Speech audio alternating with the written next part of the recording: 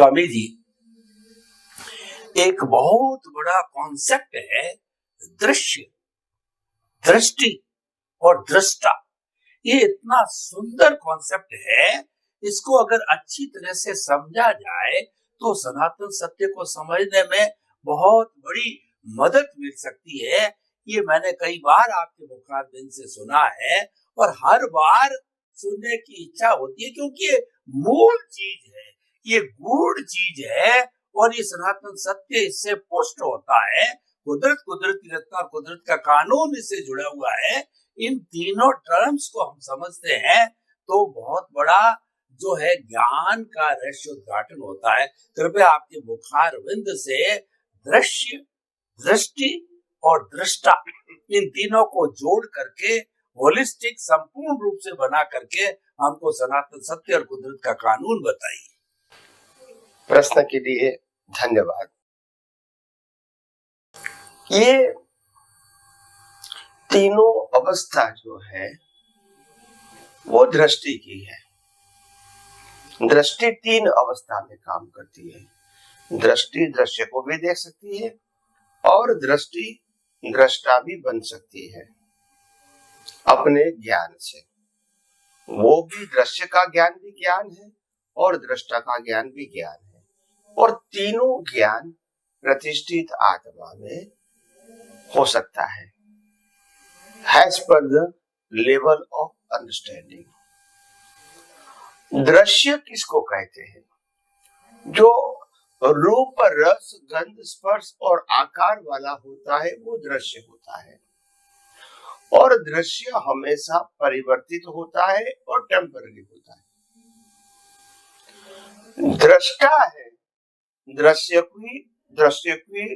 को देखने की जो दृष्टि है, वो दृष्टि दृश्य को देखती है और दृश्य को आइडेंटिफाई करती है रूप, रस, गंध, स्पर्श और आकार के रूप में, लाइफ के रूप में, अवस्था के रूप में।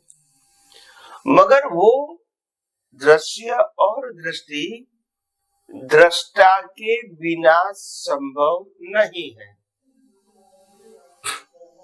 तो दृष्टा है तो दृष्टि है तो दृश्य है। अगर दृष्टा ही नहीं है तो दृश्य और दृष्टि नहीं है, मुर्दा है। तो दृष्टि,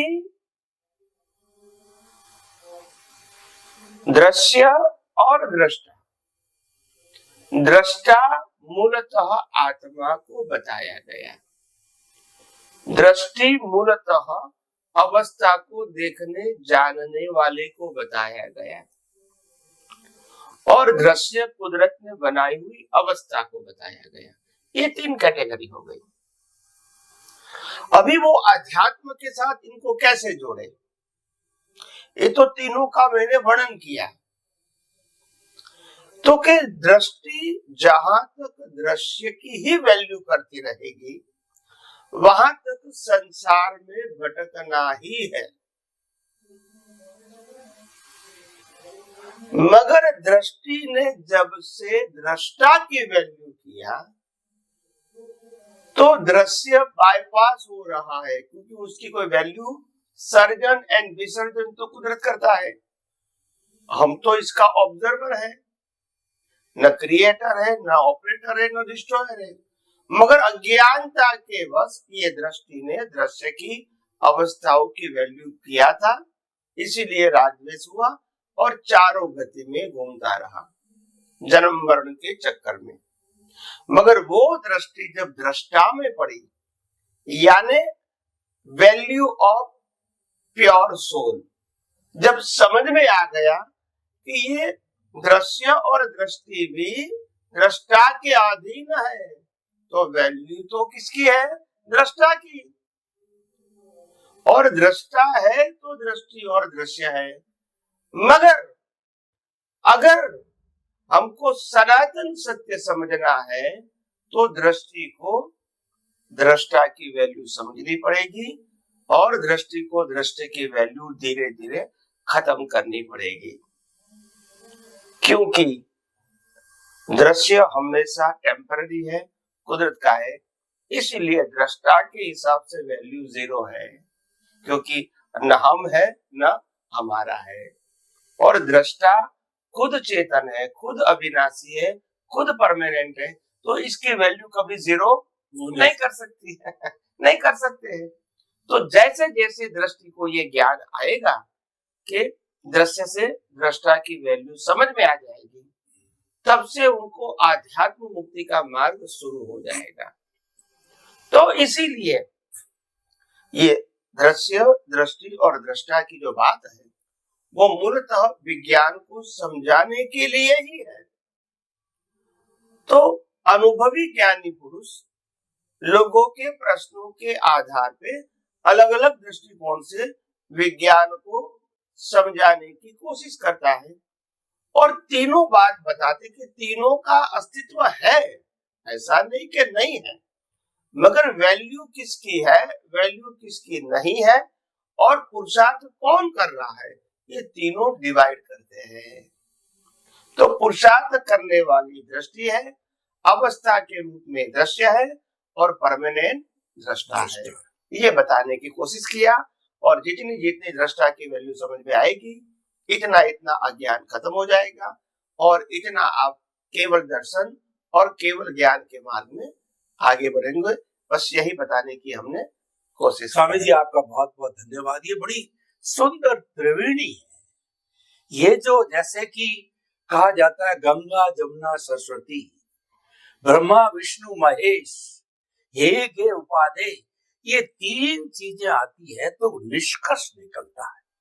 तो दृश्य है वो परिणाम है, वो वर्ण गंध रस स्पर्श वाला है, वो दृश्य है, खुली आंखों से 5 इंद्रियों से दिखाई देने वाला है, और वो हमारा भुगतान है, हिसाब है, लेना है देना है, संसार है जो हम जी रहे हैं, व्यवहार जगत है, और उसका निष्पादन करने वाली दृष्टि है, और दृष्टा है, पावर हाउस है। अगर पावर हाउस नहीं है तो फिर बिजली तारों के माध्यम से बल्ब में कैसे आएगी? दृश्य बल्ब हो गया, तार दृष्टि हो गया, और पावर हाउस है वो दृष्टा हो गया। तो दृष्टा मुख्य है। और आपने एक बड़ी विशेष बात ये बताई कि सनातन सत्य है, हमारा मन वचन का ऐसे मुक्त, ऐसा मैं शुद्ध आत्मा हूँ, जो संपूर्ण शक्तियों वाला हूँ। ये जो बात है ये सनातन सत्य है। इसको समझने के लिए दृष्टि का उपयोग करना पड़ेगा, और भुगतान होता रहेगा, चलता रहेगा, वो कुदरत करती है। बहुत ही सुंदर सब मिला करके एक ये चीज बन गया एक पूरा। इसी से जुड़ा हुआ मेरे मस्तिष्क के अंदर एक बात और आ रही है, अज्ञान, ज्ञान और विज्ञान। विज्ञान मुक्ति की ओर ले जाता है, और ज्ञान है हमें अज्ञान भी तरफ ले जा सकता है, विज्ञान की तरफ भी ले जा सकता है, कुल धर्म की तरफ भी ले जा सकता है, मानव धर्म और आत्म धर्म तक भी ले जाए। तो सेंट्रल पॉइंट है। तो कृपया अज्ञान क्या है, ज्ञान क्या है, विज्ञान क्या है, ये ज्ञान विज्ञान कब बनता है और ज्ञान अज्ञान कब बनता है, इस पर आपकी ये पूरी पुस्तक भी है। फिर भी कृपया उस पुस्तक का निचोड़ है, जितना समय बचा है उसमें आप हमें बताने की कृपा कीजिए, उससे हमारा सनातन सत्य और पुष्ट होगा। धन्यवाद प्रश्न के लिए। मैं आपको 2 बातें बताने की कोशिश करूंगा, ज्ञान, अज्ञान और विज्ञान। दूसरा ज्ञेय, ज्ञान और ज्ञाता। पहले हम समझने की कोशिश करते हैं कि ज्ञान, अज्ञान और विज्ञान क्या है। ज्ञान का मतलब होता है कि सामाजिक ज्ञान, धार्मिक ज्ञान और आध्यात्मिक ज्ञान, जो शब्द के रूप में है उसको ज्ञान कहते हैं। तो सामाजिक ज्ञान को मानना, फॉलो करना, वो भी ज्ञान है। धार्मिक सांप्रदायिक ज्ञान को मानना, फॉलो करना, वो भी ज्ञान है। और आध्यात्मिक ज्ञान को मानना, फॉलो करना, वो भी ज्ञान है। और इसको न मानना वो अज्ञान है। सामाजिक, धार्मिक, आध्यात्मिक तीनों को न मानना, रिवर्स मानना, उल्टा मानना, वो अज्ञान है। तो अज्ञान है वो अधोगति में जाने का रास्ता है, ज्ञान है वो उद्योगति में जाने का रास्ता है, और विज्ञान है वो मुक्ति में जाने का रास्ता है। तो अज्ञान है वो रिलेटिव सत्य को भी नहीं मानता है, वो अज्ञानी है। और जो रिलेटिव सत्य को मानता है, सामाजिक और धार्मिक सत्य को मानता है, वो ज्ञानी है। और जो सनातन सत्य को मान के फॉलो करके अनुभव करता है, वो विज्ञानी है। तो विज्ञानी वो मुक्ति का मार्ग है, ज्ञानी वो उत्तम मनुष्य देवलोक का भी मार्ग है, और अज्ञानी वो नरकति या पशु योनि का भी मार्ग हो सकता है। तो इसीलिए 3 कैटेगरी है। मगर आध्यात्म में विज्ञान की वैल्यू है और ज्ञान अज्ञान को रिलेटिव सत्य बताया।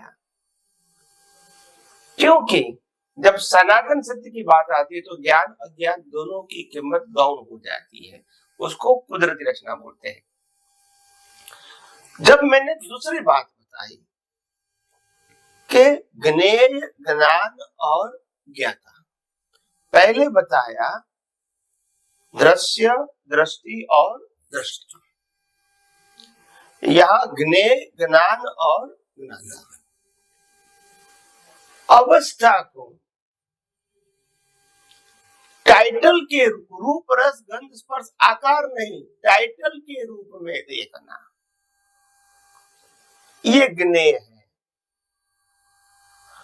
और वो ज्ञेय के पीछे ज्ञान है। जैसे आकार देखना वो दृश्य है, मगर आकार को टाइटल देना वो ज्ञान है। तो टाइटल देना ज्ञान है, तो उस ज्ञान की अवस्था को ज्ञेय कहते हैं। ज्ञेय है तो ज्ञान है, मगर ज्ञान इसीलिए क्योंकि ज्ञाता है। ज्ञाता का मतलब पावर हाउस, आत्मा ज्ञाता है, दृष्टि ज्ञान है और अवस्था ज्ञेय है। ज्ञेय से ज्ञान है। हिंदी में कहते हैं ज्ञेय, ज्ञान और ज्ञाता। ज्ञेय, ज्ञान, ज्ञाता। यस। तो जब ज्ञान ज्ञेय के साथ जुड़ा है वहां तक संसार है, और जब ज्ञान ज्ञाता के साथ जुड़ा है तो वो मुक्ति का मार्ग है। यानी एक तरफ रिलेटिव सत्य है और दूसरी तरफ सनातन सत्य है। अगर रिलेटिव सत्य के साथ जुड़े हुए होंगे तो चारों गति में पाप पुण्य से घूमना है, और वो ही ज्ञान सनातन सत्य से जुड़ गया तो वो मुक्ति के मार्ग में आगे बढ़ेगा। तो कहने का काफी सिंपल अर्थ है कि चाहे दृष्टि की बात करो, चाहे ज्ञान की बात करो, जहां तक दोनों में रिलेटिव सत्य है तो चारों गति में घूमना है, और सनातन सत्य की दृष्टि हो गई तो आप मुक्ति के मार्ग में आगे बढ़ सकते हो। यही बताने की हमने कोशिश किया है। बहुत स्वामी जी, आपने बहुत सटीक तरीके से ज्ञेय, ज्ञान, ज्ञाता, दृश्य, दृष्टि, दृष्टा, ये सारा बताना, और ज्ञान, अज्ञान और विज्ञान बताने की कोशिश करी। तीनों का अंतर संबंध है, तीनों एक ही है। यानी जब हम रिलेटिव ज्ञान की तरफ जाते हैं, संसार भ्रमण है, और सनातन सत्य की तरफ जाते हैं, तो हमारा संसार भ्रमण रुक जाता है और हम मुक्ति के मार्ग के अंदर जो है बढ़ते जाते हैं। तो स्वामी जी, बहुत सुंदर आपने जो है व्याख्या की।